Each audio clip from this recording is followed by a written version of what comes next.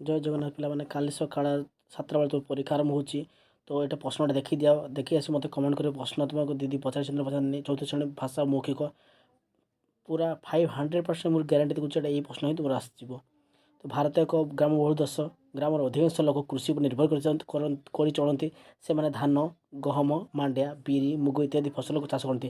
ଆଜିକାଲି ମାଣ୍ଡିଆର ଆଦର ବଢ଼ିବାକୁ ଲାଗିଛି। ମାଣ୍ଡିଆକୁ କାକରା, ପୋଡ଼ପିଠା ଆଦି ଅନେକ ପ୍ରକାର ତିଆରି କରାଯାଇଛି। ଏଥିରେ ବିଭିନ୍ନ ପ୍ରକାର ଖାଦ୍ୟ ସାର ଓ ଖଣିଜ ଲବଣ ଥିବାରୁ ଏହା ଦେହ ପାଇଁ ବହୁତ ହିତକର।